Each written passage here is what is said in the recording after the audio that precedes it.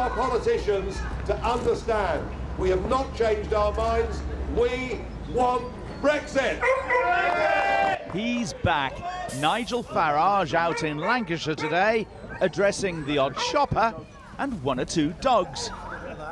Well, we're back on the road, we're back campaigning. Didn't want to.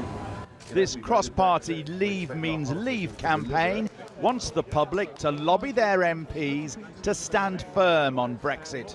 We persuaded the country to vote for Brexit, and the politicians aren't delivering it. Oh, So, that's your message, is it? That's the key message. We want to give them a hard time. So, did you vote for Brexit then? I'm not saying anything. I'm not Sounds being... like you're a Remainer. I mean, we saw. Would you like to have a second referendum?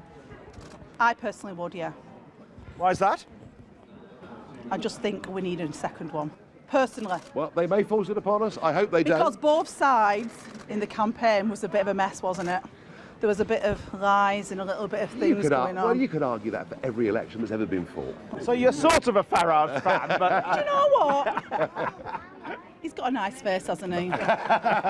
So you still want to leave the European Union, do you? Yeah. And how do you think Mrs May's handling it? I watch my French in the moment, yeah. I agree with him. I think it's time we come out of here and ruled our own country. And how do you think Theresa May's performing? Well, I think leave her alone and let her get on with the job. Do you think she will get the job done, do you? Don't keep pulling it pieces. Be at back of it and back her up. And let her get on with the job. The things. And why do you think we should leave? I didn't vote to leave. You didn't? No. So you've changed your mind, have you? No, I've just gone with the majority. I've Right. not changed my mind, but the people voted to leave, so we've got to respect that. There we are. Even the Farage photo opportunities were familiar. We just let it settle a bit for the picture. Yeah, no problem. Wouldn't a second referendum on Brexit, I suggested, settle the issue for once and for all? We're going to start giving that. It'll never settle the issue with career politicians and Goldman Sachs. They'd go for a third referendum. They would never, ever give up.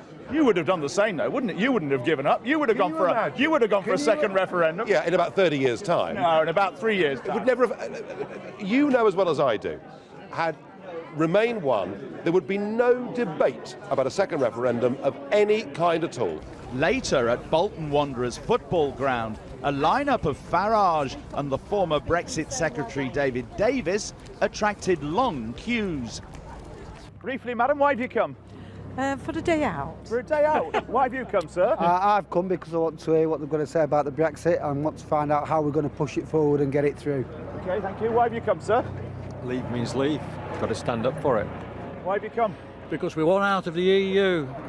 The coup for Leave Means Leave was getting David Davis only 2 days after European leaders rejected Theresa May's Chequers plan in Salzburg. What do you make of Salzburg? Well, rudeness and discourtesy are not the signs of great men, put it that way. But and the Prime Minister's speech yesterday?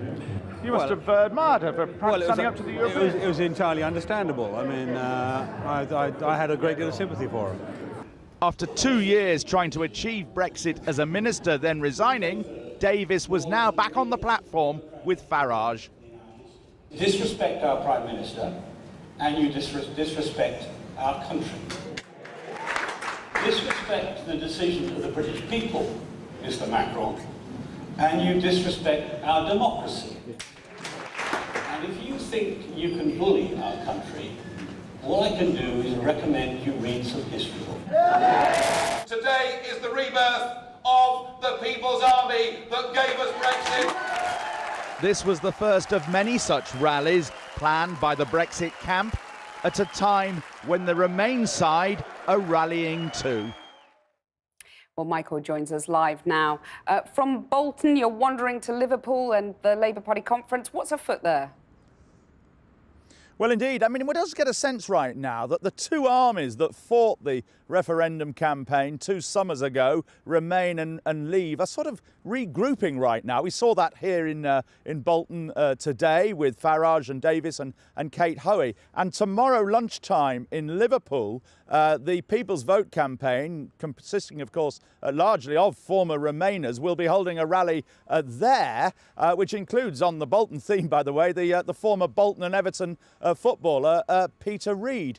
And they are pressing this week in Liverpool at the Labour conference for Labour to stiffen its position on this whole question of whether there ought to be a second vote, a referendum, if you like, on the final Brexit deal. They've been buoyed by the fact that over the summer unions have moved a bit in that direction, notably the big GMB union, but also local constituency parties have been putting forward motions for the conference, wanting to talk about Brexit, pushing forward the idea of this people's vote on the final deal. Although in the last couple of days, both Jeremy Corbyn and John McDonnell, the Shadow Chancellor, have made it clear that the real policy is to get a general election and for Labour to come in and bring about Brexit on Labour's terms rather than on the government's terms. But we will get a Brexit debate this week, and rather a bigger one than last year.